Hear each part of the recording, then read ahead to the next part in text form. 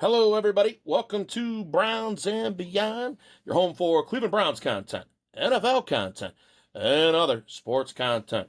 If you're enjoying the show, make sure to hit the like button, subscribe, and ring the bell so you stay locked in with all the latest sports content. And most importantly, drop us a comment. We want to hear your thoughts. All right, boys, here we are. It's a draft preview. Browns and Beyond are at Laconi's today. Little change of venue, you know, we've been jumping, we were remote, little back at the Annex, and we're at Laconii. We love Laconi's. They open up shop for us today. Dave, how's your weekend going, buddy? I'm excited, Brent. This is long-awaited draft preview. This is when we get a chance to talk about the college players.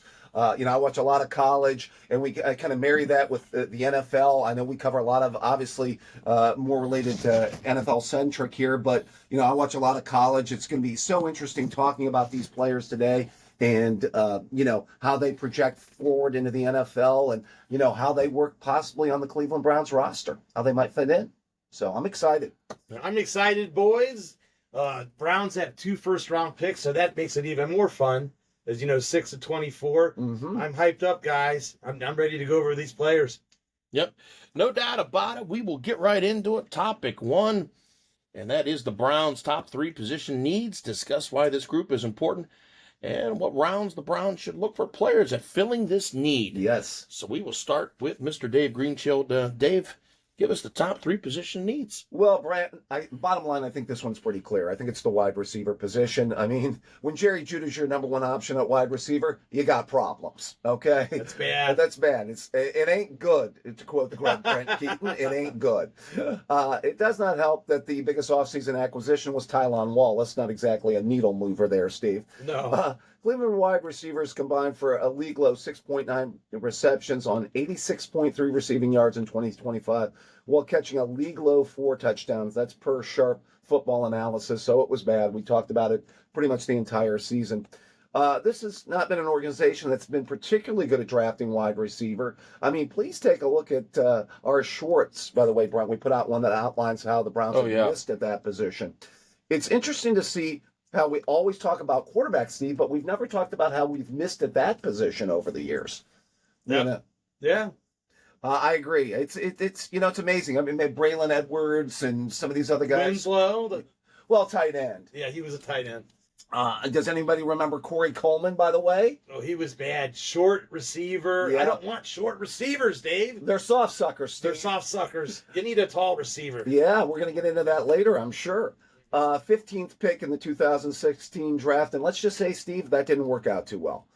This, for me, is easily the most important position the Browns need to upgrade.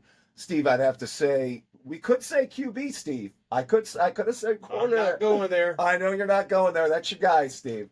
The Browns should spend at least one of their 2 first-round draft picks at wide receiver. Steve, I would not be opposed to maybe drafting 2 receivers in the first round. I don't know if you have an opinion on that. I agree with you, Dave. I do want to draft 2 receivers. Yeah, go ahead. I'm sorry. I like one in the first round and in a second, no doubt. Yeah, the bottom line is that position group. You need 2. Yeah, it needs that much of an upgrade, no doubt about it. My second position group is going to be offensive tackle. The Browns did a solid job of addressing some of the missing pieces on the offensive line in free agency. I know we talked about that in our free agent cast. I would add most of those were on interior guys, Steve. Guards, center. Yeah. Although Titus Howard, the tackle that they got from Houston, looks to be their starting right tackle next year. Yes. Please check out our March podcast where we talk about the free agent acquisitions that were made. At offensive tackle, this team, in my view, still has a big hole to fill, especially at that left tackle spot. Cleveland offensive tackles combined to allow 21 sacks, 36 penalties in 2025. It was bad, Steve. That's bad. 4 different tackles allowed at least an 8% pressure rate. KT Leviston, who was a train wreck, 78th amongst tackles, by the way. Cam Robinson at 8.5, that was 83rd. And Jack Conklin, who was injured, even when he played, he allowed a 10.7% pressure rate, and that's 92nd in the NFL. And Cornelius Lucas at a league's worst 15% per Sharp Football Analysis. So they were like turnstiles at tackle, Steve. It wasn't good. Oh, it was bad. Yeah, I do think the acquisition of Titus Howard from Houston should solidify again the right tackle spot. I just don't know if we keep DeJuan Jones's weight down, Steve. We talked about the need for him to stick to salads. Get on the meal plan. Yeah, get on the meal plan, as we've often talked. He's a big boy, though, man. Yeah, well, he needs to bring that weight down. That's a concern about one of the tackles you're going to talk about a little bit later. Overall, I would not be opposed to the Browns taking an offensive tackle at 6. I prefer the 24th pick in the first round. It's going to be interesting to see what might be available at 24th. And Steve, will they maybe go after that a little bit later? Maybe second, third round? I don't know if you have a view on that. They can do that, Dave. I like the receiver earlier and the lineman later. That's my opinion. Steve and I have been talking about this throughout the years. We never thought that they, even back in the Bernie Kosar days, I know that's like before, different, there was a separation of the regime, but they never ever put an emphasis on receivers, right? Wasn't Webster Slaughter they've never second rounder? Probably since Braylon Edwards. Edwards. Yeah, that's the most. Don't get me wrong. Coleman was not good, like you said, Dave. Coleman was a real bust. If you do go offensive lineman, maybe you have not Joe Thomas, but someone similar. Yeah. You got a guy for 10 years at a left tackle. If you do go early on them. Well, this is the passing game. I mean, obviously this is why the passing game in Cleveland has never been top notch. Mm-hmm. Even when Baker was here, we had to go out and get a Jarvis Landry. We had to go out and get an OBJ. We traded for an Amari, for Cooper. You know what I mean? Yep. So every really contributing wide receiver we've had to go out and get through trade, free agency, things of that nature. It's not been through the draft and development. Yeah, they got to do it through the draft. Make a change. Yeah, they never really did that, and you got to get the draft because also don't forget about the age factor. Right. You got to, these receivers, they got a shelf life too, I would imagine. Just like and Brent, there's a reason you're getting them in free agency. Yeah, that's true. The good ones aren't. And let's be honest, don't you guys agree? Teams are giving up on those. There is a shortage of receivers out there. I would say running back probably more, but you get the gist. I'm so glad we didn't get wide receivers at free agency. We got our guards, our linemen. That was fine. I didn't want receivers like you said. Yeah, I think like so. Hand-me-downs, give me a Landry. You're not getting Jamar Chase in free agency. Yeah, that's true. No. I mean, you're not getting a force multiplier, a difference. I've been saying this. Adjusted in the draft. The NFL has changed so much where they don't allow contact as much. Now the wide receiver is a major factor into the game plan. And I'll be honest, even though we've had some hiccups here with like a Shador Sanders and some of the other quarterback play, you could make an argument that the quarterbacks were kind of limited. Like even your boy Shador, because the wide receivers weren't getting separation, right, Steve? Great point, Brent, by the way. I would take that. I mean, what is the eternal argument? Do the receivers make the quarterback or do the quarterback make the receivers? It's always been the internal argument. My view... A little bit of both. A little bit of both. I will always say the more pedestrian quarterback you have, you've seen this a little bit in Detroit. Jared Goff has put up some excellent numbers. But he had the receivers. But the skill players were great. He had receivers, backs, and he doesn't have the mobility to make up for the separation issues. And the argument for years with Brady is he was able to turn water into wine and make guys like Kevin Hogan look good. Some guys, the better the quarterback, Peyton Manning made Pierre Garçon look good. And you can make you can make an argument with Shador good. Our wide receivers last year were terrible at route running. Yes. These receivers in this draft are excellent route runners. Because they've been taught. Too, Steve. You're right. You're right. The hand-me-downs, they don't know what they're doing. Nope. You get the guy in the draft, he goes to a good college. Guess what? He knows what he's doing, right? Yeah. I will say the offensive tackle is close because they had some turnstiles there at tackle. It's my view, though, I just don't know. Even though I'm going to get into these offensive tackles in a minute, I don't think that there is a Joe Thomas. There's no premier. Premier left. No, that's probably why you got to go receiver, or like you said, the love. Yeah, But there's pretty good guys. I agree with that. But I wonder if there's a number one. I'm going to get into that a little bit later. Yeah. Continue. Just to my final position group, Brent. I'm going to put out cornerback. This is clearly a position where the Browns need depth, in my view. We can agree we love the starters. We like Ward. We like Tyson Campbell. This is provided that Ward stays healthy, of course. Although, he's remained healthy the last few years. He's actually played in 14 or more games. I think three or four of the last few seasons here. This could still be the best 1-2 punch, by the way, in the NFL when it stays healthy. I would add. At the very least, they need more depth at corner. They could easily use a starting quality addition, but that third corner slot was a struggle last year. Miles Harden worked as the primary slot corner, and he struggled in that role. Finished 90th amongst qualified corners in yards allowed per coverage snap. It also doesn't help that Martin Emerson missed all last season with a torn Achilles. He still remains a free agent. I really expect this team to target offensive line and wide receivers we just touched upon. In the first 2 rounds of the draft, I'd say, Steve. But don't be surprised to see them look at a corner maybe as early as the 3rd round. They can maybe solidify that 3rd corner slot. There's a premium on corners in the NFL. You have a thought on that, Steve? Yeah, I mean, you need that nickel back, that slot corner.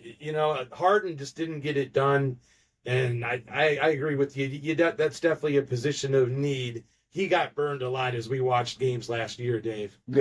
Yeah, it was primarily whenever the teams brought in, like, let's say a 3rd down and brought in their 3 receiver or 4 receiver sets, and he had to come on the field. He was targeted a lot. Now I would love to keep MJ Emerson. I hear that he could be healthy next season, but I hear that we're going to lose him, Dave.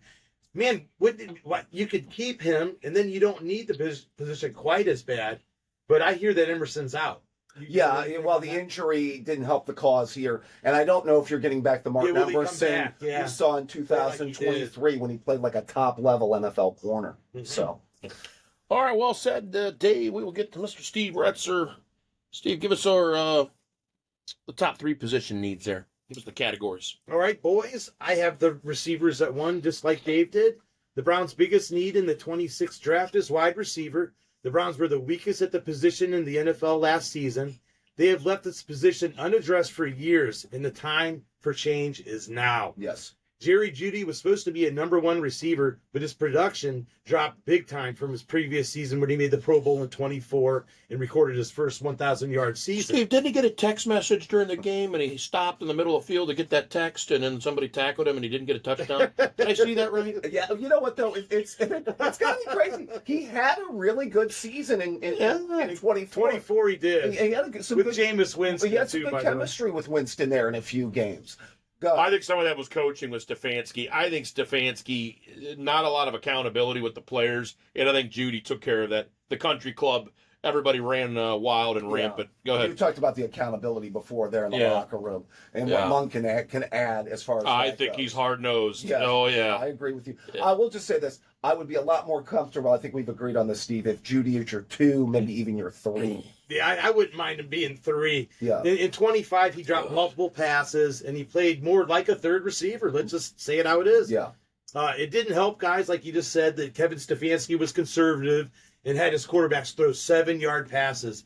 I'm a fan of Cedric Tillman, but he got injured, and he never seemed to connect with my boy, Shador Sanders. Right. Isaiah Bond showed flashes of being a decent option, but he isn't a 1 or a 2, Dave. Yeah, he's more of a number 3. They basically have at best a 2 or 3. The bottom line is they need an alpha, Brent. They need a pure number 1. They need a 1, and I wouldn't mind even a 2, a 1 and a 2. Right.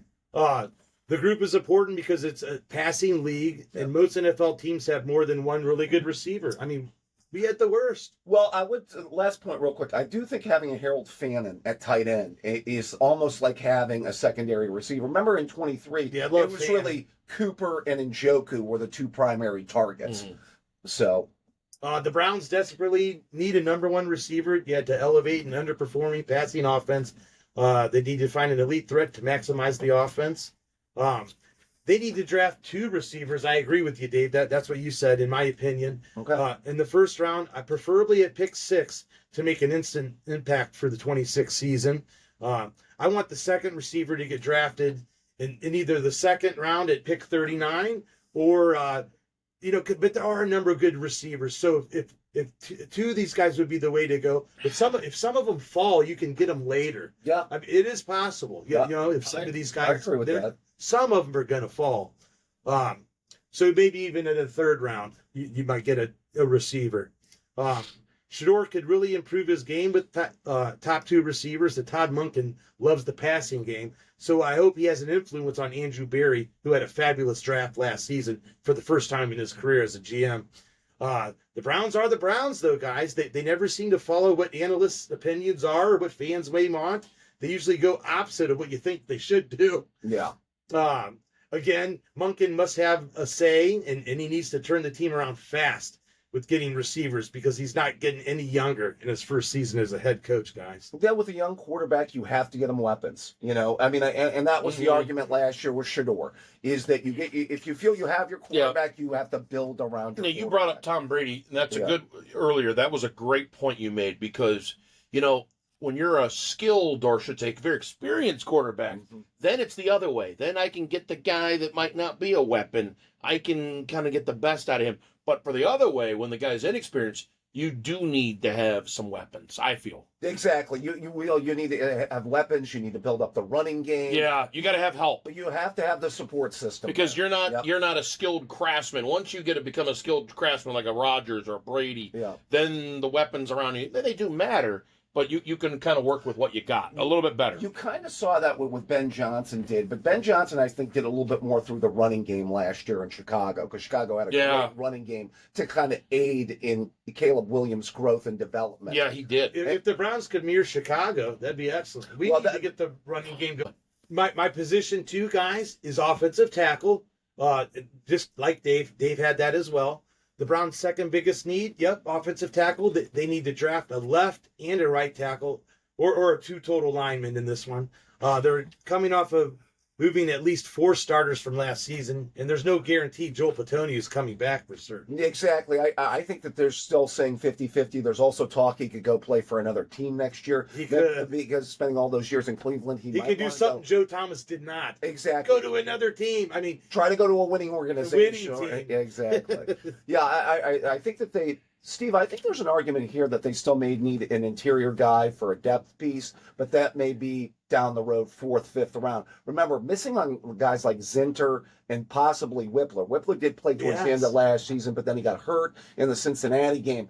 And there's thoughts that he might be at best a backup center. I thought Zinter was going to be a pretty good player, and he's just like, it's like he's not even there. Where is he? Well, that's the guy that they had pegged to take over the Teller or the Petonio spot. Yeah. Ethan Poches, he's a free agent, so he's out the door. Jack Conklin got released, and he's gone. Wyatt Teller's already gone. Cam Robinson, we don't want him back. We're not welcoming him back. No. Now, the Browns did acquire 3 veteran linemen in Elgin Jenkins, Zion Johnson, and Titus Howard. Right. And as you mentioned, Howard. This group is important because they need to protect Shador if they want success in 26. They need to solidify their pass protection, especially, and of course, for their run game. They need depth at the position as well because the current backups are weak. The backups are bad, Dave. The last point here on this tackle position, Brent, DeJuan Jones cannot keep his weight down. And I think that's a feeling that he can't play left tackle. And he's got the Zion Williamson thing going. Exactly. Because, even though he's a heavier guy, it's affecting his you got to be able to health. move your feet. Yeah, to play tackle. Too big. Yeah. And to block those dynamic edge rushers, you got to be able. Probably doesn't need to lose a ton of weight, but just enough where he's a little more. He's got more mobility, and he's not getting injured all the time, and he's not. Not, he's got he probably does get a better diet plan. But anyways. Or salads, right? Yeah, continue. Guys, I want them to draft a lineman at pick 24, likely a left tackle, then draft another lineman, either like a 3rd or 4th round, I was thinking, Dave. Yeah. Some are saying that they want to draft one at pick 6, and then others, like myself, at 24.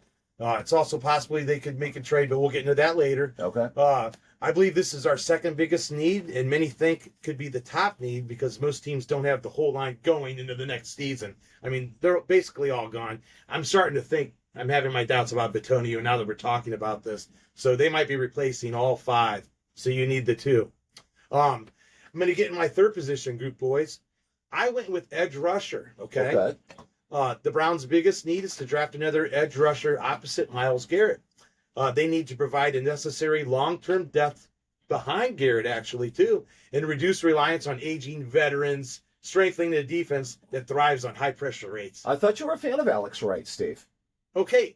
You remember, I liked Isaiah McGuire. Okay. But I do like Wright, too. So, I'm getting into those guys. Okay. Alex Wright did have a nice season. Yeah, he did. But they're looking for, like, a top edge rusher, possibly. Okay. Isaiah McGuire, I thought he had a decent season. as well, but he's more of a rotational player, we learned, Dave. Yeah, they have never had necessarily that dominant other. It's like having another good receiver opposite your number one receiver. You'd like to have another good edge rusher that could at least be an 8 to 10 sack guy. The Richardson, who they shipped to Detroit, had a solid year, I think, in Cleveland. I think he had like 7, maybe 8 sacks a couple of years ago. But you're right, they've never had that other really good edge rusher. Although I think Alex Wright had a very nice season. I think there's some potential there, Steve. Yeah, or make him a rotational player if you draft a good edge rusher. Likely, many think the Browns could try to take an edge rusher in the first round, though, because they're likely to get scooped up fast. There's some really good ones. There's some really, really good ones in this draft. I like the idea of getting one in possibly a second or third round if one falls down in the draft. I would say third, maybe fourth. Yes. So I could see that. I believe this is the biggest need on defense, and right behind the receivers and offensive linemen. They may also want to please Myles Garrett and help get Coach Monken in with Garrett, as it appeared he wasn't happy with the hire originally.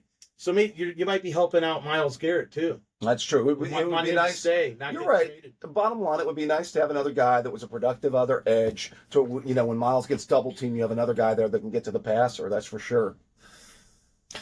All right, guys, we're going to get into the next topic. That is the top 4 players of each of these position groups that we just mentioned. And discuss the traits that make these players the most drafted and what rounds that we target them. All right, guys, let's get right into it. Mr. Steve Retzer. Steve, let's go ahead and get into the top 4 players. And we will go from 4, 3, 2, 1 in that format, okay? All right. Wide receivers, I got Omar Cooper Jr., Indiana. Dave, he has elite yards after catch ability. Love that. Consistent production and strong physical play style. He's heavily used in the slot, but he can play inside or outside. Yep. He's expected to be drafted in like the 13 to 20 range. He's excellent, smooth separator with excellent hands and dynamic ability after the catch, guys. Yes, I love that. He's my number 4. Okay. Number 3, guys, I have Mekhi Lemon, USC. He has elite route running and he's short area quickness. He's known as a slot receiver, really. He's compared to an Amon St. Rob Brown. Amon Ra, yes, with the Detroit Lions. By the way, another USC receiver. That was my comp as well, Steve. He's 5'11", 195 pounds. I'd say he's projected to go in the 13 to 20 range. At number 2, guys, I have Jordan Tyson, Arizona State. He has elite route running and elite contested catch ability. He's your classic X receiver, in my opinion. He's expected to get drafted in the 10 to 20 range. Now, Dave, he does have a recent injury concern with his hamstring, which can make him slide. I still think he's the second best receiver. Now, don't forget, he's like 6'3". You need a tall receiver. The Browns could use it. For example, a tall receiver. I like his measurables, and he was productive when he was on the field, Steve. I'll give you that. But just as far as injuries goes, he had some injuries at Arizona State. Just overall, he was injured at Colorado. He had an ACL, MCL, PCL scare that caused him to miss the entire 23 season. Fractured collarbone in 24. That's right. He was injured in Colorado, right? Yeah, and then caused him to miss the 23 season after transferring to Arizona State. 24 is the collarbone injury that required surgery. He had hamstring issues. I mean, even though I like his measurables and he was productive when he was on the field, Steve, availability is a thing. And that injury history is just way too concerning for me. Yeah, you're rolling the dice. It's taking a gamble. But if he's not injured, he's a pretty good receiver. Could be a possible one in the NFL if he stays healthy. Boys, at number 1, I have Carnell Tate, Ohio State. I've been waiting to say this for a long time, Dave Greenfield. There you go. He's our guy. He's a highly polished, prototypical 6'3", 195-pound route runner with elite contested catch ability. He's the best route runner of all the receivers, and there's good ones in this draft. He comes from Ohio State. That doesn't hurt you, right? I mean, you get an Ohio State. They've done a pretty good job at developing receivers. Word is they've done pretty well. You think he'll be there at 6, Dave? Well, we're going to get into that in a minute. I think it's questionable, but I mean, it all depends on what the Giants do. Yeah, the Giants. some mock people have mock drafts having the Giants taking him at 5, Well, before well, our pick. Well, Neighbors is coming off of that injury, and that's what makes me wonder. And then you might want a 1-2 punch for Jackson Dart to have Neighbors and Tate, which could be a real dynamic duo there. Yeah, you're right. Many people think he will be the first receiver off the board. I think he will be. I believe that to be true. I want the Browns to draft him at pick 6. I hope he does fall there. Many experts have picked him there. But, the Browns are the Browns. They always seem to do, like, pretty much the opposite, But I'd love to have Tate. And I know a downfall on Tate is he wasn't, like you said, Dave, like that top receiver. There was one or... Well, in the pecking order, ahead of in the pecking order. Well, I mean, but that's also helps the receiver to get out of Ohio State. It's going to be next year. Jeremiah Smith next year will be generational. Yeah. I'm talking one of the best college receivers since maybe a Randy Moss or Calvin Johnson. That type of level. Maybe Julio Jones. Those would be the only 3 or 4 receivers that I could see coming out of college that I would put in the same category with Jeremiah Smith come next season. Yeah. He's that impressive. He's ready to play in the NFL right now. In fact, he was ready to play in the NFL his freshman year. He was that good. Wow. Yeah. But so, I want Tate. Okay.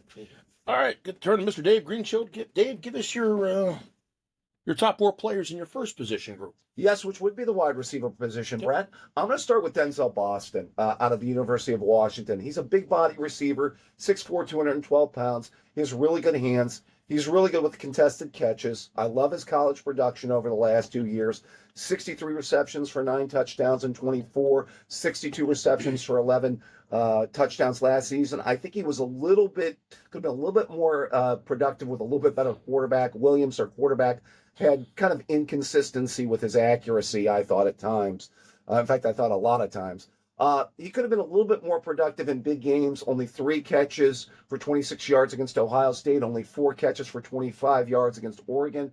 Overall, I see him as a possible number 2 receiver in the league. I love big-bodied receivers like Michael Pittman types, Mike Williams, who was with the Chargers for a while, I believe just retired. Consensus mock drafts placing him somewhere between 24 and 31. Now, go ahead, Steve, if you have a thought. Dave, yeah, word on the street, his father was pretty good. Wasn't it David No, Boston? I looked that up. No Ohio relation. State? No relation. No relation? No relation. He was not related to David Boston. I did double check. Okay, that. okay. I did double check that. But you know what though, David Boston, by the Maybe way, they're cousins or well, long lost cousins, right, Brent? Oh, boy. We're going to have to talk about this off air, guys. It's a sensitive subject for me right now. I didn't know we were going to get into family trees here, but we can talk about that I later. thought Brent would appreciate that. Yeah, we know. Thank God the audience, it's an inside deal Inside here. thing. Yeah, Very thank inside God. joke. Very much so. Let's keep it that way. After the cast. Yeah, yes. yeah. Good call, Brent. My number 3, I agree with you. I love Omar Cooper, by the way, Steve. In a word, versatile. He can play inside. He can play outside. You mentioned that. He was a full-time slot receiver for the Hoosiers in 25. The other quality I like about him that's huge in the NFL, and you talked about it, is run after catch. Yards after catch is huge in the NFL, Brent. Your ability to take 7 yards and turn them into 21 yards after you catch the ball, I think it's like a Jamar Chase. Jamar Chase's quality. Yeah. Tyreek Hill, peak Tyreek Hill had that ability before the injury. You know what I mean? And I think that's very underrated. This is why I really like him. He was very productive for the national champion Hoosiers, 69 catches for 937 yards. Second, he had very high touchdown production, 13 total touchdowns compared to his yards per reception at 13.6. He's a little undersized at 6 foot, 199 pounds. I could see him as a solid number 2 or a very reliable number 3 slot receiver in the NFL. Mock drafts, I've seen him placed in that 21, maybe towards the end of the first round. Steve, if the Browns take a receiver at 6, would you like him at 24? I think we need the lineman that bad. Okay. But man, he would be a good player to see. Yeah, we do need that lineman. He couldn't drop to the second. Can't drop in that second round. Possibly. Brent, are you on the train of 2 receivers in the first round? No, I'm not. Okay. No, absolutely not. All right. Actually, me and Steve. Want 2 receivers me in and the draft? Steve. Yeah. Me and Steve. Actually, we don't always agree on a lot of stuff, but this year we are like simpatico. Like okay. Everything he says, I've agreed with. Everything I've said, and we didn't even talk about it. It just kind of came out like, yep, I agree with that, because I feel like receiver one, go get the offensive lineman, and if you want to get, what do you say, another wide receiver, maybe in the third or maybe the fourth round, and then there you go. And now This team just needs weapons that bad. I mean, you They know do. what you have to do with a quarterback that you're unsure of is what we talked about earlier, Brent. Just load up the team with offensive just weapons and take your chances. I want to do similar to the Cincinnati Bengals. I mean, I know we don't have Joe Burrow. I get that. That's Shador, kind of big. Yes. but Shador's not terrible. Give him some weapons. Before And then you see what you before get. you address the line. I know I sound crazy saying it, but give him a couple weapons. You know, Then maybe get Agreed. that lineman at 24. the pass pro on the line as the season moved along was not as bad as it was early in the season. I always said that the problem with that offensive line, I'll get into this here a little bit when I talk about my offensive linemen in this draft, was I thought the run blocking was worse than the pass pro last year, Steve. With that line. It was. It was like Judkins did good at first, and then it started to get worse. It was like, oh. Yeah. My number 2 is Mekhi Lemon out of USC. He has great quickness, route running. He has a great ability to just go up and get the ball. He has an understanding how to find the soft spots in zone coverage and manipulate man defenders to get open. Just a knack for finding ways to get open in that USC offense. Last year, he led the Trojans with 1,156 yards and 11 touchdowns. He also had 9 carries and 2 rushing touchdowns. He projects as an inside the numbers receiver, primarily a slot.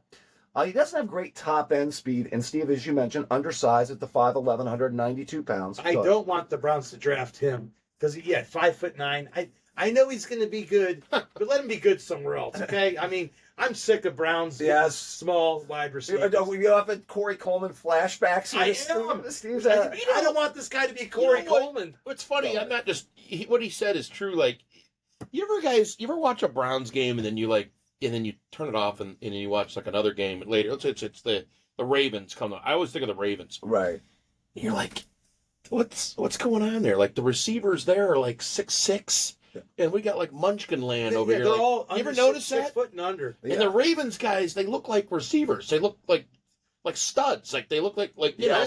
And when you look, I don't get why is that? Well, what you need is you need bigger receivers. I mean, the ultimate thing is that if you have the ideal receivers that run after catch, get down the field guy is your number one, that he can do everything and is an alpha. And then you have a big-bodied receiver to kind of complement him. That's what Cincinnati has in the Chase Higgins combination. Yeah, they do. That's the ultimate example. You're now, right. I will say this, Steve, just real quick on Lemon. You're right. That comp to former USC receiver Amon-Ra St. Brown is probably the highest of the high end. Amon-Ra, I think, on our list was top 5, top 10 receiver in the NFL. He was awesome. I'd be happy if the Browns even get, this is an old name, but like a Plaxico Burress, like a tall guy. Yeah, they never do. You need someone with the last one, will Gordon kind of fall in that category? Josh Gordon. Yeah, Gordon was. He's probably the tallest guy we've had in a while. He had those measurables, the size, the overall build. To be. It's almost like the GM. We've had this talk about Browns GMs. Yes, they're trying to make a name for themselves, and they want to go after like the underrated guy. I don't like that. Give me the stud. Yeah. I will say real quick, he's projected to go in the top 16 spots in the draft. Again, probably a number 2 receiver, maybe even a number 3. I heard New Orleans is a rumor there, Steve. Like I said, that New Orleans offense with Lemon and Chris Olave, ATN running the ball. Tyler Shough could have some weapons. Yeah, exactly. Could be interesting. All right, on to number 1, and I think it's everybody's number 1. It's Carnell Tate. Me and everyone else is number 1 in this draft. Not just saying this because I'm a lifelong Ohio State fan, by the way. You don't say. I like your shirt, Dave. Thank you. I came prepared today. I'm going to talk more about that later with the defensive side of the ball. He's the closest thing to having a do-it-all receiver. Big playability, route running, really good hands, Steve. He has that ability to go up and get it. Great with contested catch. He's 6'3", 195 pounds. He aligned in multiple spots in the Buckeyes offense last year. He caught over 50 passes the last two seasons.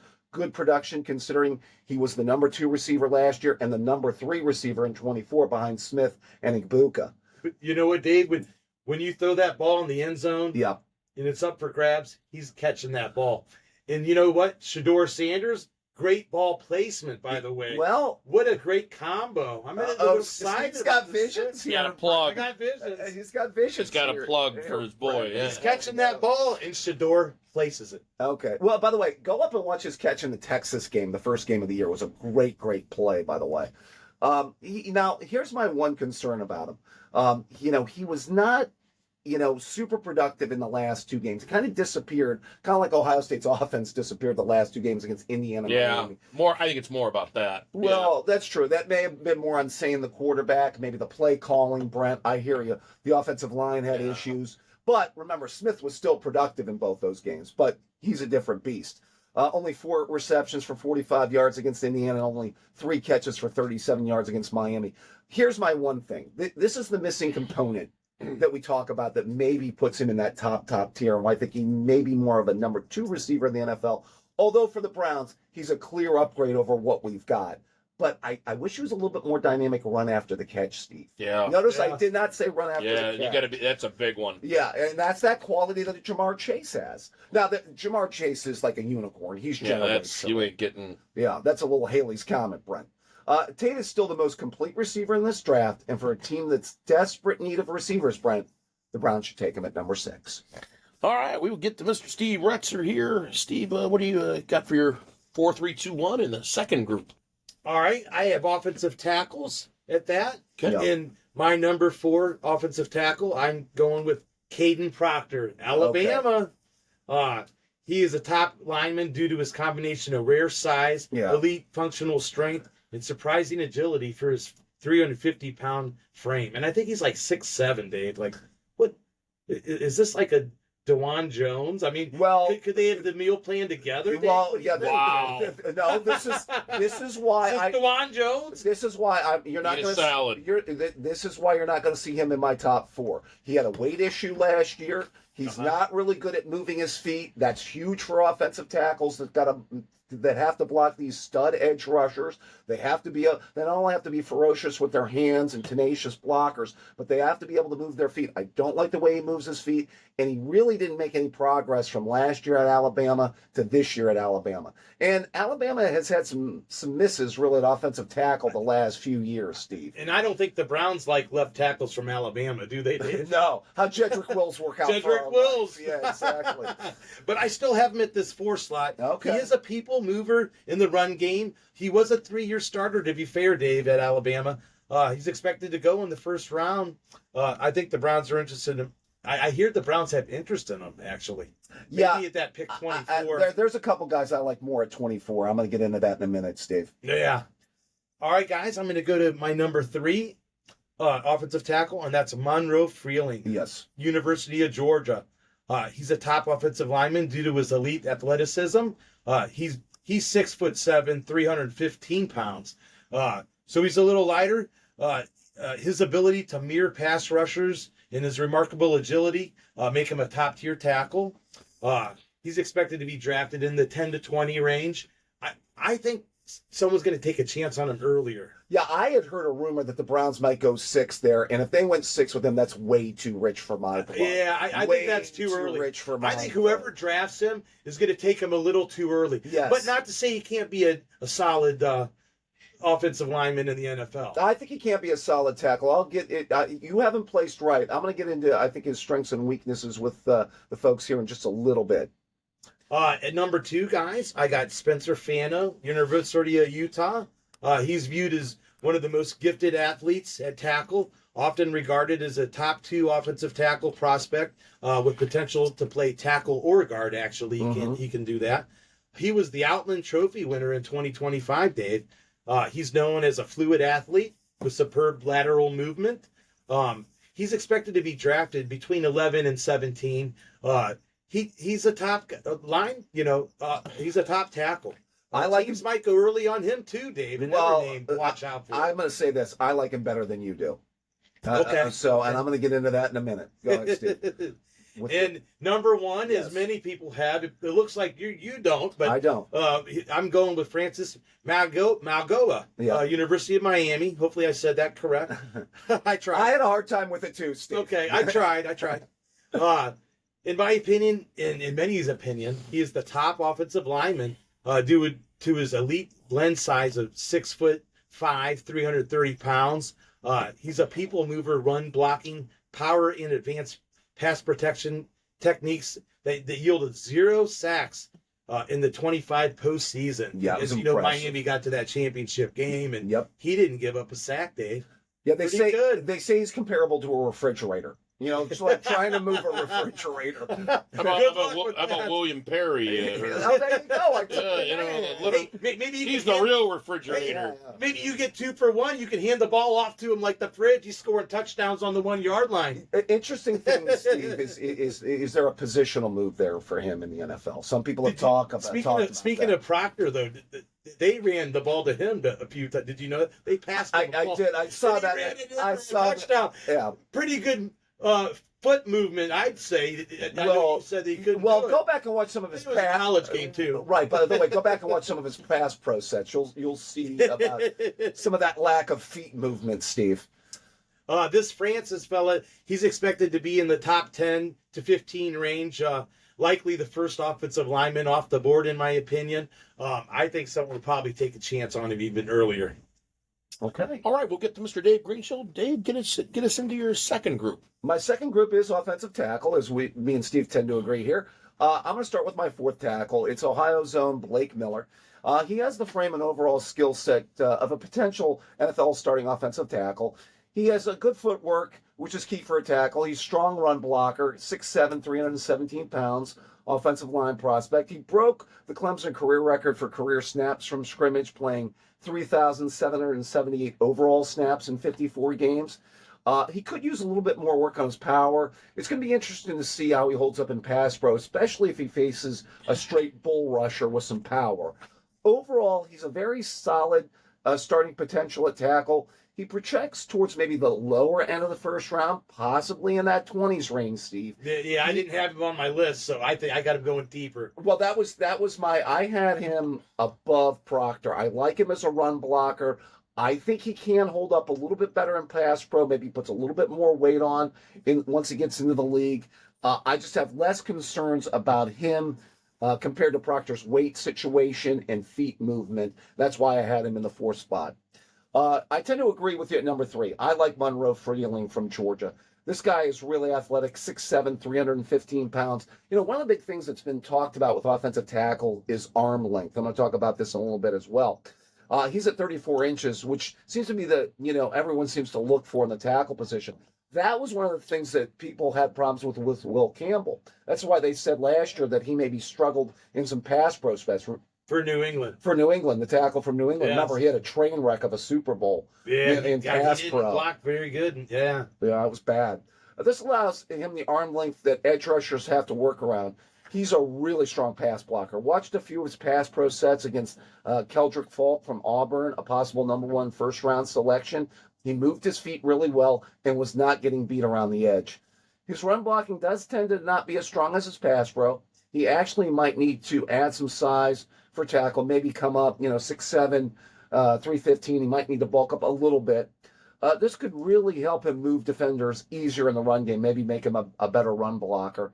Overall, he has a good chance to develop into a solid tackle. I probably wouldn't reach for him at that number 6, as was rumored earlier, Steve.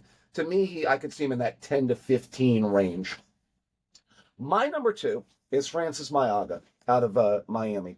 He's a really solid right tackle at Miami, a really good lower body strength. Steve mentioned 6'5". I had him at 329.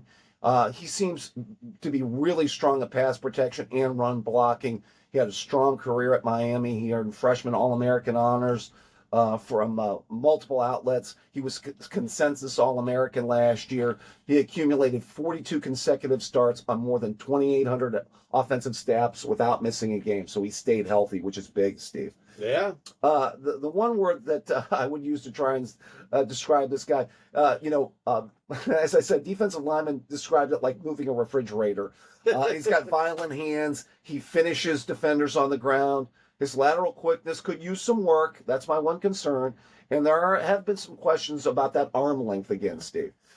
This seems to be the big thing with NFL tackles these days. It'll be interesting to see if he sticks at right tackle. I've heard some rumors that he could move to guard in the NFL, by the way, Steve. Not sure if I would take him at 6. there's still a good chance he goes in the top 10 of the draft, I would say, Steve. I've heard that teams might go that early on him. Yep. My number one is Spencer Fano.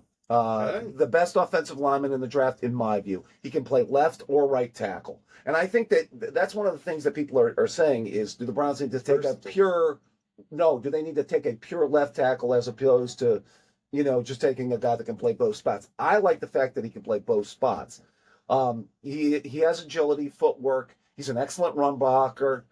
He's got really good quickness to make reach blocks and to get out on like a screen. The quickness allows him to get out of his stance. This helps him essentially against twitched up edge rushers. He played 37 games and started, 35 of them at Utah. Last season, he earned Big 12 Offensive Lineman of the Year. He finished as an Outland finalist, a Lombardi semifinalist, and in 357 pass blocking snaps during his junior season, he only allowed 5 pressures and 0 sacks, Steve. Pretty good. The word on his movement skills is he moves like a tight end wrapped in a tackle's body. This really helps him in pass pro, as mentioned. It allows him to climb quicker to those next level blocks and in the screen game, as I mentioned. The concerns is he could play with a little bit more power. He was measured at those dreaded 32-inch arms. Again, we're going to mention that with tackles. That's like a thing nowadays. I guess that I'm taking quickness over power between the two offensive linemen. It'll be interesting. And then, by the way, I think Myalga might be moved to guard in the NFL. It'll be interesting to see what tackle spot he plays in the league, left or right. This is the one offensive lineman I would not mind the Browns taking at 6, Steve. Do you have a thought? Wow. I don't want them to take one at 6 because I want that receiver that bad. But like I told you, I want him at 24. If he's there at 24, I'll take him. Okay. All right, we will get into the third group. Steve Retzer. Yeah, Brent, I got edge rushers. My number 4 is Keldrick Falk, who Dave mentioned earlier. Yeah. University of Auburn. He's due to his elite combination of length, length, high-end run defense, and untapped potential, largely because he's one of the youngest players in the draft class. He's known for being a plug and a play-run defender with a strong anchor to set the edge. He's expected to be in like the first mid-range to second round. Mm-hmm. That's why I got him in the 4 slot. But whoever scoops him up, he'll be a good player for a long time. More to develop, maybe. He's a younger guy, Dave. Yeah, I think it's just untapped potential there, Steve. Mm-hmm. I mean, I don't think there was super productivity at Auburn, but you can see the kind of the athletic ability when you watch some of this. You give him a few years, so he could really come in and wreck the league. Yeah, within 2 to 3 years, he's one of those players that's probably in a rotation, and maybe by year number 2, year number 3, he could really pop. Yeah. Number 3 in the edge rushers, guys, I got David Bailey, Texas Tech. He's regarded as one of the most refined and pro-ready pass rushers in the class. I love him, Steve. He's a dangerous, explosive speed rusher with elite first-step quickness. The Jets are interested in him. I know a lot of people are saying Reese at 2 for the Jets, but don't be shocked if they took David Bailey, edge rusher, at pick 2. I hear the Jets are interested in him, too. Well, Reese's production did taper off towards the end of the season, Steve. I mean, he really was super productive the first half of the season. He wasn't as productive, particularly with the sack numbers towards the end of the season for Ohio State. I actually do like Bailey a lot. I think he's a legitimate edge. He plays the run fairly well enough.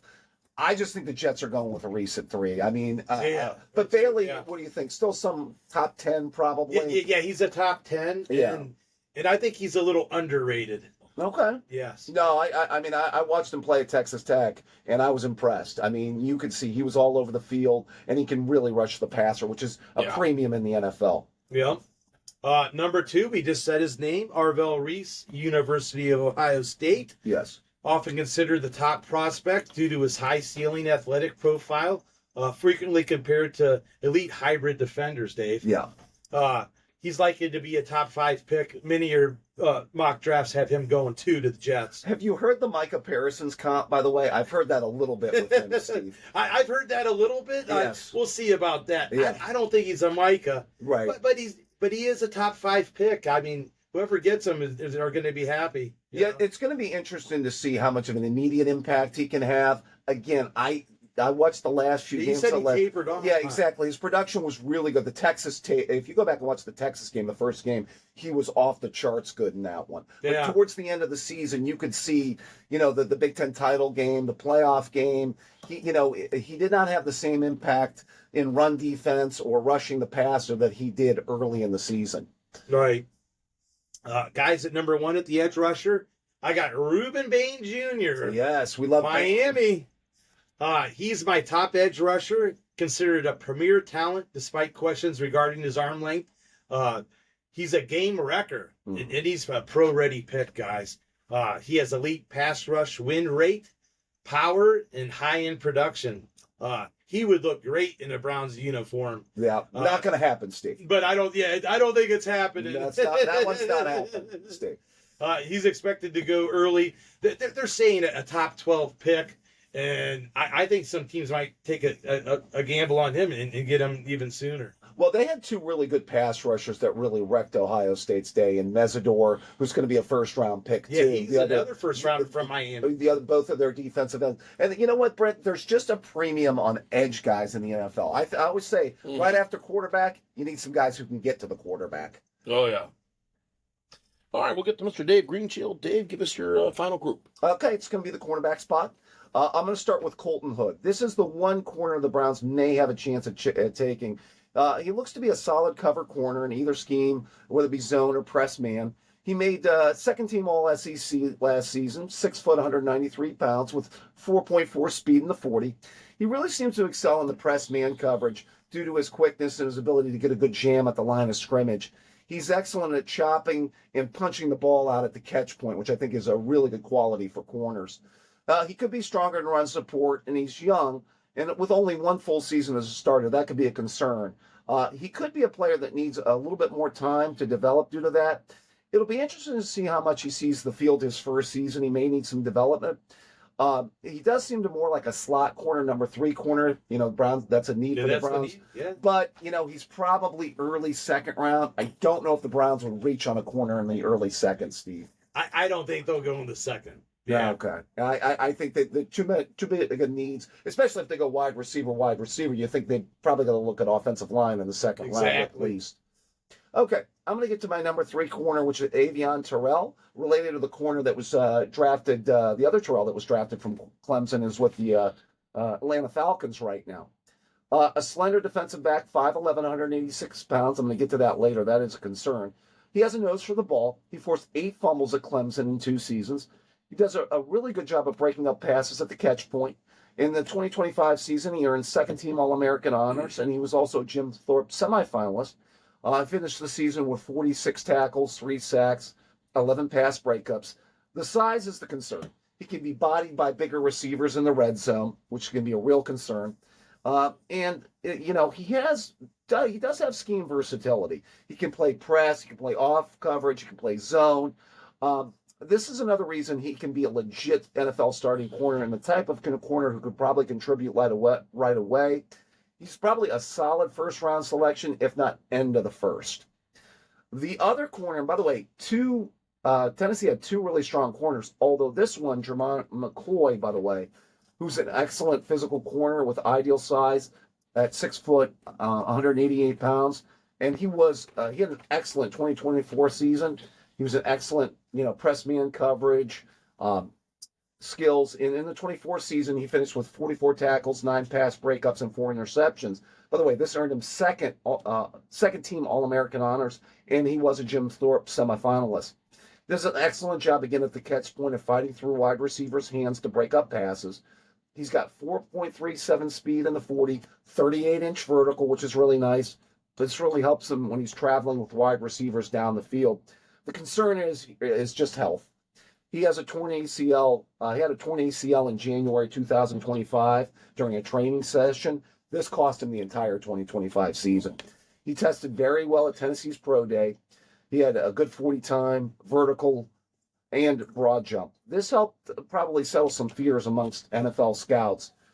He has a skill set to be a number 1 corner in the NFL. I could possibly see this guy going in the middle of the first round, Steve. Yeah, I think he will go around the middle of the first round, and to me, he's near the top at the corners. I think he's gonna have a solid NFL career. I really do. Yeah, I like him. I'll say this, Steve. That injury to start missing the entire season. But like I said, I think he tested well at the Tennessee Pro Day. He's got that size at 6'1" that we like at corners. Maybe he needs to put on a little bit of weight. But you saw them if you watch the tape from 2024. It was very impressive until Tennessee came to Columbus, and he got bombed on by Jeremiah Smith a little bit. My last corner here is going to be Mansour Delane, the prototypical long physical corner, 6'1", 188 pounds. He has the tools to start, to be a starting corner. He can play press and off coverage. He matches up against the top wide receivers. He's got great instincts for the ball, 8 career interceptions, 27 pass breakups. He has a great knack for playing physical without getting penalized. He played a ton of press man coverage and had 0 penalties in his time at LSU. When you're playing press man and you're not getting penalties, that's a great sign. I don't think the Browns are getting it, but he'd look nice in a Browns uniform, wouldn't he? Man-to-man defense. What we play? Aggressive. LSU's produced a lot of good secondary people and corners over the years. His slender frame could be a little of a concern against, more physical receivers. He needs maybe to add a little bit of weight. This is a cornerback with really good technique. He plays with discipline. He can play multiple schemes. He can be just as effective in zone as press man. He has the traits to be a number 1 shutdown NFL corner. Also, the tape, it shows that, he can stick with some of the best receivers in the SEC once you take a look at it. I see him in that top 15 to top 12 of the draft. I think one lucky team is going to get a very solid player there, Brent. Yeah, well said, Dave. Yeah, kind of throw this back to the group here. Going to get in some conversation here. The question I have is about the draft pick at number 6. Yes. Do you draft a player there, or do you want to trade down and maybe pick up some other assets? And you guys have any thoughts on that? Guys, there's rumorville that they could trade down, example, to the Dallas Cowboys and acquire more picks. So maybe, is it like 12 and 20 or something similar to that? Yes. But here's the thing. You like the idea of acquiring more picks, but you hate the idea of not getting that guy at number 6. Right. That's what I've heard the most. Now, Andrew Berry's known to make moves like this. I mean, he did it last year, right? We gave up Travis Hunter. I actually think it's pretty cut. He's a move-up kind of guy. Yeah. But I'd like them to stay at their spot, guys. Go ahead. The more I think about it, I'm going to trade down if some of my top guys are off the board. So you would say if Tate's off, yeah, maybe you do it. That's what I'm saying. Okay. Or like even the Love guy. Well, hold on, I would put Love in there too because Love is one of those guys where he's elite. So I'm going to say this here in just a second. I think there's 2 legit skill players that are difference makers, and it's Love at running back and Tate at receiver. Yeah. And if both of them are gone, then you got to consider it. You do have to consider it. Fano is the one offensive lineman that I really like, as mentioned earlier. Yeah. But you know what? This team needs a needle mover at the skill positions, Brent. We've talked about it. They need a difference maker at running back. They need a difference maker at wide receiver, and they got to get one of these 2 guys. Yeah. I mean, I'm not for trading the pick. I'm not opposed to taking Fano at tackle, Steve. I mean, or would you be opposed to taking your Miami guy at tackle? It's not a terrible move. I mean, yeah, but I'd rather get the picks and maybe still get those guys. Maybe load up on some of the. I want value. Okay. And if you can't get one of those, like a receiver or the Love guys, I'm just afraid they're going to lose out on Tate. But you're still going to have good players available moving up the draft. All right. Yeah. We are in a consensus here about taking a receiver maybe at 24 too, Brent, or no? Well, I don't if you already get him at 6. If you already get him at 6. You already get him at 6. I want to go the other way. You want to go line? I want to go line. Yeah. Okay. Absolutely. Yeah, but you know what? Here's the thing. I do wonder what kind of quality tackle they'll get at 24. I get you. I mean, we talked about Miller, Proctor, because I think Freeling is gone. Freeling will be gone. Yeah, the top 2 guys that we have mentioned are both going to be gone. So it's probably that Lomu. What's his name? Lomu, which is the other Utah tackle. It could be there, but I see him going within the top 20 of the draft. Okay. So at 24, I think we're looking at either Blake Miller or I think we're looking at Caden Proctor at tackle. And I think Proctor gives me DeJuan Jones vibes. Available. Yeah. And I'm concerned about that. And I'm sorry. I would love that Omar Cooper. And then I would take a look at tackle in the 2nd round. All right, let me throw this out there. Is there any chance you take a defensive player with the 6th pick. No way. Not I in a don't million do it. years. I don't do it. If they took Ruben Baines Jr. though, I don't know. What about Reese? I mean, if Reese or I don't Styles, think Reese is going to slide down. yeah, okay, that much. yeah, Styles could be the one guy that would be. They just had there's so many issues on offense. It's sickening, and we even knew it last year. I still think with Stefanski's play calling, that also was a factor in the offense last year. It wasn't just that the players weren't that good. Yeah, There were some scheme issues too. Go ahead, Steve. And I'm going to say this, guys. I don't want the Browns. You might call me crazy on this, and I'll ask your guys' opinion. yes. I don't want the Browns to take the best player available. I want them to take their needs. Yeah. I would even I'm more pass on that up. too. I would even pass up on the guy. I'll use an example. Ohio State's Caleb Downs. I'd even pass on him because we need receivers and linemen that bad. I think he's one of the 2 best defensive players in this draft, and I think he could be Kyle Hamilton part 2. Yeah. Because a lot of people say Grant Delpit was really good last year. If your secondary is Tyson Campbell, Denzel Ward, Caleb Downs, and Grant Delpit, that's the best secondary in the NFL. I know he'd be great, but we need the lineman and receiver that bad. Right. The offense is just that depleted. Yeah, it's just that depleted. It just is. You have no choice. You have to address it. Otherwise, you're going to have another detrimental season. Yeah, go ahead. All right. So, do we agree that what are the 2nd and the 3rd rounds for then? So, do you think that the 2nd round is for maybe another receiver if you want the tackle at the 24th pick, Brent? Yeah, I think. I kind of feel you got to go offense those first 3 picks. Okay. That's kind of where my head's at. Regardless, you can mix and match any way you want. So you could see, let's say, Tate at 6. Your O tackle at 24, and then Back another the receiver in the 2nd. I just think, don't you think that defense is kind of shored up? Yes, there is some holes, but for the most part, it's shored up pretty well. The other problem I noticed with the Browns last year is they didn't have a lot of depth on the offense either. So some guys go down, they weren't able to refill. No. Yeah. Well, see, I think that you can make a case that the first 3 rounds you take 2 receivers, and then you take 2 linemen. Yeah, you could. Steve, you have a thought? Absolutely.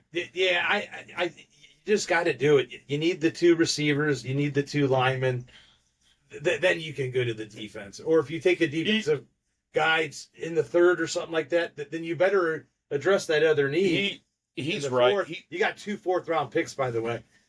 You better address that need in the 4th then. He's right, though. Take a defensive guy before in the 3rd or something. Because you have so much depth issue with the offense. Yeah. Most draft people, like most scout or executives, would say, no, you take the best available. Well, because they're so behind on the one side of the ball, they have no choice. Yeah. They have to do it. I tend to agree. The offense is that decimated. They have to build it up. But you know what? This is a defensive draft. The bottom line, I know, this is a tough draft for the Browns because you really only have the 2 difference maker offensive players, and then you have a bunch of receivers that are 2s or 3s in the NFL. I'm sorry, I'm going to say it again though. Like I would rather have the average wide receiver, the average lineman, because you address those needs, than having your Hall of Fame Ed Reed. I know that sounds crazy. Or another Miles Garrett or whatever. Or another Miles Garrett. It sounds crazy. Yeah, screw that. We have no linemen, guys. I'm not feeling good about it. As a fan, you want to sit there. Needed it forever. No, you don't want to keep watching this junk, do you? I agree. I mean, same song and dance, guys. Let's just hope the Giants don't take Tate at 5. I know. That's the fly in the ointment. Well, if Malik Neighbors is getting better, maybe they'll pass up on him. Yeah, because they might take. See, I'm wondering. Love goes 4 though to the Titans, and then what do the Giants do at 5? Is really the question then, because those are the 2 guys. Yeah. Robert Saleh likes defense though, so all right, maybe he could pass on left. All right, let's just bottom line this, guys. What constitutes a good draft for the Browns? What do they have to get out of this, Brent? I would say 4 offensive playmakers or contributors. 4 players that can start and contribute, or maybe a solid bench guy that come. But they got it. I would say 3 starters, 1 fill in. That's what I would prefer. So if they can get two offensive linemen that can play, maybe they get 1 starter and a rotational guy, and 2 receivers that contribute. You get your number 1, and then maybe you get a solid like number 2, number 3, in maybe the 2nd round. That's an A draft for Brent. That's what I think. That's what I believe. Yes, Steve. Continue. Guys, my A draft would be, you draft 2 receivers. Okay. You draft your 2 offensive tackles. somewhere in there, you get later in the draft, you get your one edge rusher. You said corner / nickel back. Yes. For Miles Harden. Yeah. I think you could go deeper in the draft for that 4th to 5th round. Mm-hmm. Don't forget, we're losing David Njoku, so Hero Fane is excellent. We know he's great. But you need another tight end. You better get a tight end if you're going to get the A grade. They did get that one tight end in free. I believe it was Stoll is his name. Yeah, he's more of a I don't know blocking tight end. Yeah. You know, but okay. Maybe. I think you still need one tight end in this draft, especially to get the A grade. Yeah, but that's further down in the draft. I'll just say this. I think if you get 3 players that can start and contribute, it's a B draft. If you get 4 players that can start and contribute, it's an A draft. Just bottom line, Brent. Well said, guys. We'll get into our final topic, and we'll go through here. Dave Greenshield and Steve Retzel will get the best offensive and defensive player in the entire NFL draft. Give us your opinion on why each player is special and brings some value. Go ahead, Dave. Okay, I'm going to start. For me, it's a no-brainer. It's Jeremiah Love out of Notre Dame. He is the best playmaker in this draft. He's a great all-around back. He can run it. He can catch it. He also has great vision, acceleration. He can make people miss. He gives that, ability, that home run ability as a back. Of course, that means he can take a long run to the house. He rushed for 1,372 yards last season, 18 touchdowns, adding 280 yards receiving with 3 touchdown catches as well. He had 1,125 yards rushing and 17 touchdowns in 24 with a school record 13 consecutive games with a rushing score. He won the Doak Walker last season. That goes, of course, to the best running back in the country. He was a consensus All-American. He finished 3rd in the Heisman Trophy voting. He's 6 foot, 212 pounds. And at that size, he has ability to run with power. He has great ball security. 1 fumble. He only had 1 fumble and 0 loss in 433 career carries, Steve. That's impressive. Yeah, that is impressive. I mean, this guy's tough. He's the toughest running back in the draft. And I agree. I mean, he's one of the best offensive players. I think he's clearly better than Genty from a year ago. No doubt about it. I'm going to agree with you there. He's also shown the ability to step up and take on blitzers in pass pro. The thing that NFL teams will really love about this guy is that, he and pardon the pun, love. I hear you. Yeah, joke there, guys. Pardon the chuckle line there, Brent. I know you're saving it up for later. Okay. He's a 3-down back. He does not have to leave on 3rd down. He gives them, he's that Christian McCaffrey kind of ability. You can split him out wide as a receiver. He'd be a mismatch for linebackers trying to deal with him.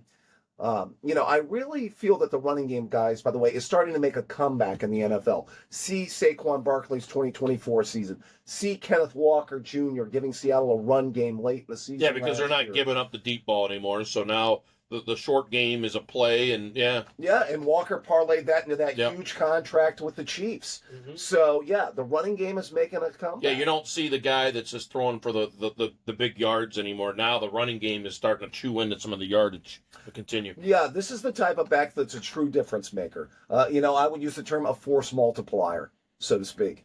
That means he has the big playability and he has the ability to take it to the end zone anytime. You hear teams are cautious about taking running backs really high. Not this guy. I see him going somewhere within the top 7 of this draft.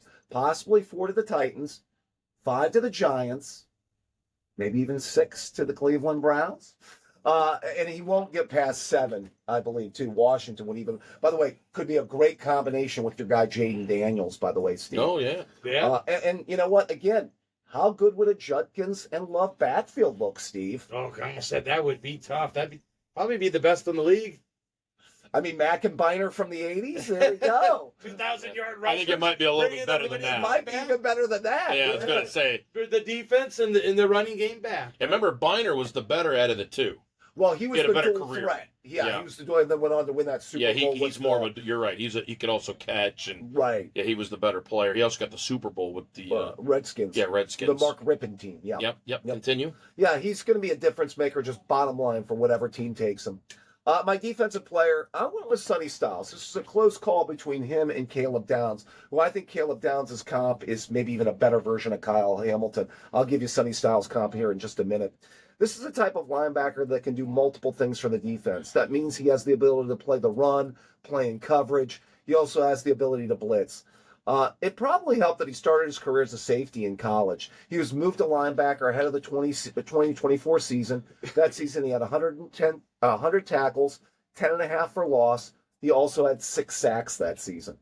He had 24 tackles in the Buckeyes' 4-game playoff run to the national title with 2 sacks. And in 2025, I thought he was even better. Even though he didn't have the same amount of tackles and sack numbers were down, you could see he was, as a tackler and coverage, he was much better. I believe he missed only 1 or 2 tackles the entire 2025 season. By the way, great stat there. Yeah, that's impressive. Yeah. This was a big reason he was elected first-team All-American. He has great coverage skills as a linebacker. And I've seen this be a huge factor in the NFL. They want these off-ball linebackers, not just these thumpers that can come down and play the run, but you have to be able to play in space and play in coverage, Steve. Yeah. That's a big key for linebackers these days. He can cover the tight end position. He can also cover running backs out of the backfield. He's an athletic freak. 6'5", 244 pounds. At the combine, he ran a 4.46 40-yard dash and had a 44-inch vertical leap. That's better than prime Steve Retzer, isn't it? He's a legend. Well, yes. I mean, Yes, let's not. if you go on ChatGPT and you look up Yes. Steve Retzer, All-American Cuyahoga Falls. Yes, well, You see, know. Not everyone lines up against James Harrison, okay? Yeah, that's right. We got to find the footage. Receiver going in that linebacker All this- territory. Cuyahoga Falls versus Tobin. Dave Greenshield. 1994. Dave Greenshield went to Cuyahoga Falls High School, Yes. and he tried to find that footage, and mysteriously the game doesn't exist. yeah, the tapes were done away with. They burned the They tapes. burned the tapes. With Donnie Rusty with the tapes, Dave. Oh, wow. Okay. I had to go there. Bro. Yeah, you did. Yeah, the footage doesn't exist. All right, continue. Just a couple more points here. Aside from the insane athletic ability, he plays with an aggressive style. When he meets the running back in the hole, he comes with speed and aggression. I would add he's an excellent diagnoser of plays, run or pass. He does a really good job of breaking up screens. I noticed that in his highlight package. I think his teammate Arvell Reese got a lot of pub over the course of last season, and he's going to be a top 3 pick in the draft. In my view, Styles was the more consistent player over the course of last season. He may need to add a little weight and avoid the high tackle attempts from time to time. The athletic ability and production are there. I think he could be a better version, Steve, of JOK. That's JOK pre-injury, of course. Yeah. Also, a little bit of Ryan Shazier. JOK was a hybrid type. He might need to put on a little bit of weight, Yeah. but could see him going, If you're a safety going to linebacker, that's hard to do already right there. Yeah, but I mean, decent size still at 6'5", 244, and I think they want the linebackers to be a little bit lighter these days because they can play in space. Mm-hmm. I could see him going in the top 12 for sure. The teams I'm hearing, Giants at 5, Commanders at 7, and Dallas will definitely not let him go at 12. Dallas needs defense, by the way. Guys, any team adding him to their defense is getting a true impact player. Yeah, well said, Dave. Hey, we'll get to Mr. Steve Retzer to wrap us up. Give us your best offensive and defensive player in the entire NFL draft. All right, guys. My top offensive player in the draft is quarterback of Indiana, Fernando Mendoza. He will be the number 1 player selected by the Raiders. He will be a starter for Clint Kubiak right away, and I'm a Kubiak fan. He helped make Sam Darnold into a Super Bowl champion, and I think he can develop and relate to a young quarterback. Mendoza has elite accuracy, rapid processing, and exceptional poise under pressure, guys. He won the Heisman Trophy and the national championship. Is that it?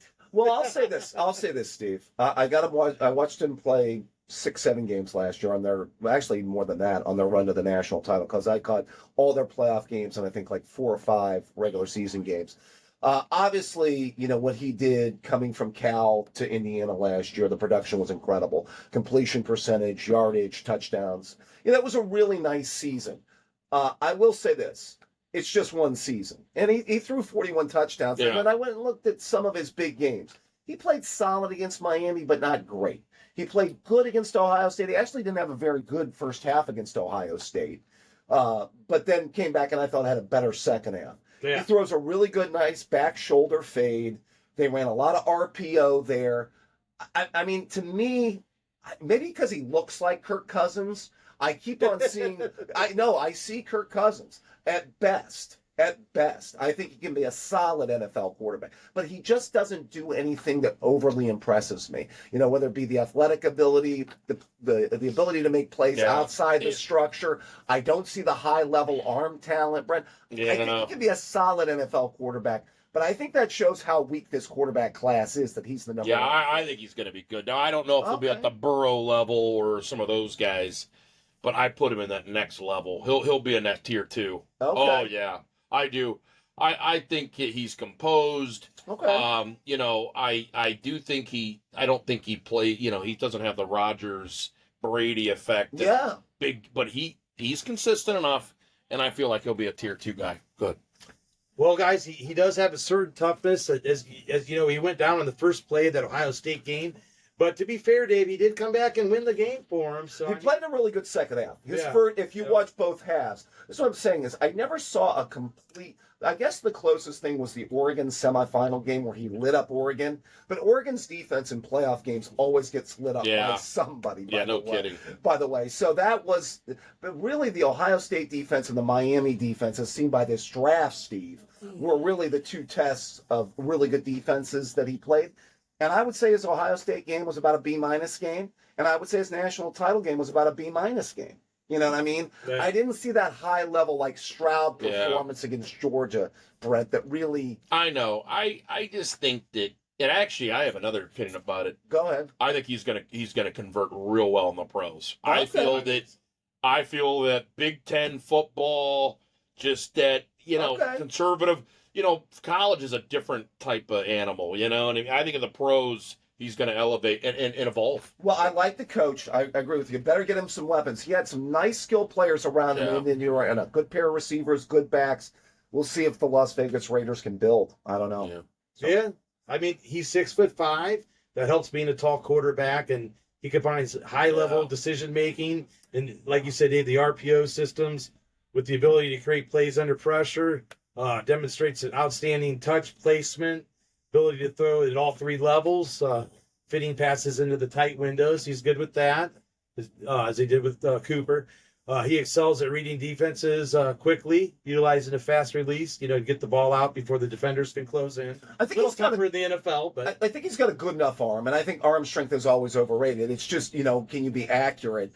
Can you hit the guy in stride, hit the guy at the window, the opportune time.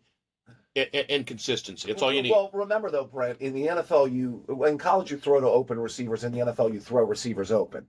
So that ability to throw with anticipation. And you got to hit the windows. Tight windows. Yeah. In college, the guy's like, here I am. Yeah, I got 7 yards of separation. Yeah. Continue. Well, guys, in closing with him, he will be a rookie, but I think he'll be exciting to watch, and he'll excel far beyond other quarterbacks in this draft, guys. Okay. My defensive player, guys, top in the draft is edge rusher from Miami, Reuben Bain Jr. He's widely considered the top defensive prospect because of his rare combination of elite college production, advanced technical skill, and high-level versatility. He solidified his status as a game wrecker. Yes. Who plays much bigger than his frame suggests, guys. Yeah, I thought he played great in the playoffs. I think he's got a great get-off. And, the other thing, I'm watching a little bit of his tape, I thought he plays the run pretty well, too, Steve. Yeah. He won the 2025 ACC Defensive Player of the Year and the Ted Hendricks Award, which is best defensive end, by the way. Yeah. He has a pro-ready skill set. He's 6'3", 275. Uses the low center of gravity to get under the pads of the taller offensive tackles. Got a comp. I'm going to throw this out there. Yeah. Dwight Freeney, who used to play with the Colts, had a really good run there with the Colts for a period of time as a pass rusher. What do you think of that comp, Steve? Oh, if he could be a Dwight Freeney, you got yourself a heck of a player. Yeah. Not bad. No. He's exceptionally violent and precise with his hands, using advanced moves like the cross chop and push-pull to shed blockers quickly. The only knock on Bain is his arm length. He doesn't have the Myles Garrett arm length, but he quiets doubters by winning with his footwork and his bend, guys. He's a safe bet for a team as a top 5 pick. He is my top defensive player in the draft, guys. Solid choice, Steve. I probably would have had him in my third, if I was ranking defensive players, third, maybe fourth. I like David Bailey a lot from Texas Tech. All right, well said, guys. Let's get into some final thoughts. Mr. Dave Green Show, give us some final thoughts. Really enjoyed taking a look at the tape of these guys. Really enjoyed kind of evaluating a lot of these prospects. Going to be really interested to see kind of in our little conversation, free flow conversation that we had, Brent, what the Browns do with their picks. Just excited for the draft, right, Steve? I'm excited as well. I felt like I learned a lot, and hope our listeners did too. And let's Browns, they got to get this right. Yeah, guys, we're looking forward to it. We got the Thursday, the 23rd of April. We will have our draft live stream, actually. Reaction, yeah. We're gonna be reacting to those reacting picks. to the picks. Yep. And we're looking forward to that. And guys, have a good one. Take care.